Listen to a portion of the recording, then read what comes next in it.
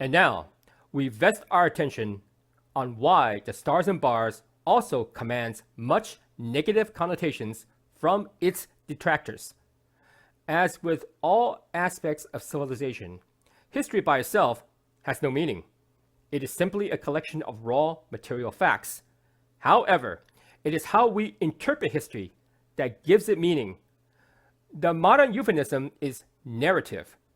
Thus, it is safe, if not outright prudent, to state that supporters and detractors of both Confederate stars and bars battle flag also command such narratives.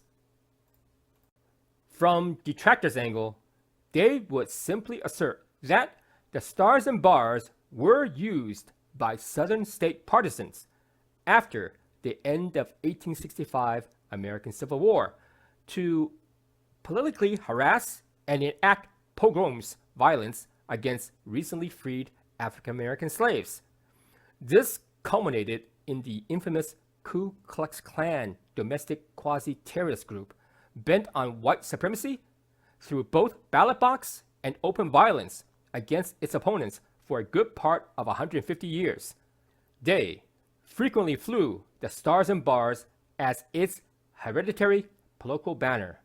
Thus, rightly or wrongly, certain common folks began to identify this flag with such racial superiority at others' expense and uncivil activities.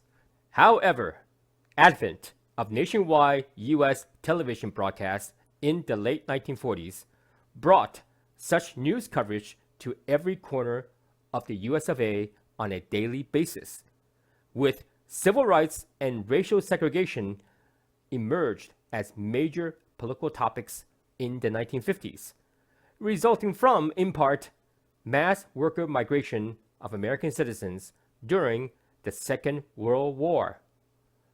U.S. drafted some 20 million men into uniforms for overseas combat and domestic U.S. logistics. Such massive military service number created immediate worker personnel shortages, thus created a necessary intermingling of diverse racial, social, class, and religious backgrounds to support the war effort. And it is this intermingling that injected the Confederate stars and bars into the public limelight nationwide. Some fully embrace such political change, such as racial desegregation of U.S. Armed Forces personnel in 1947 Truman administration, while others vehemently oppose disruption of racial status quo, since the structure of their known world would be eviscerated.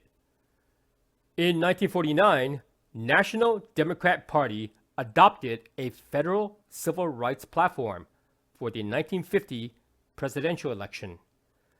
Factional strife immediately emerged.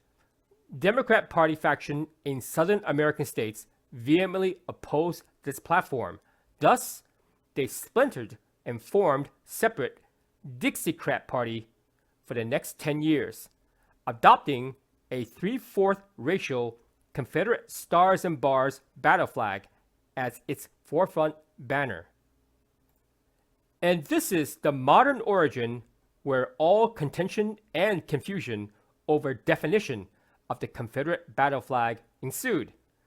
Is it the stars and bars, as in the first Confederacy of America flag, or is it the stars and cross, as in the St. Andrew's cross from the South Carolina Miles proposal?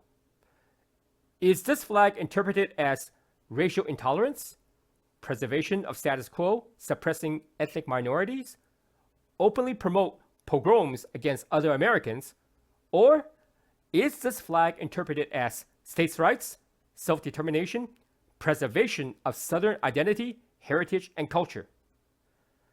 To each own. In my standard, so long as you pay your taxes and obey the law, that is good enough to be any American.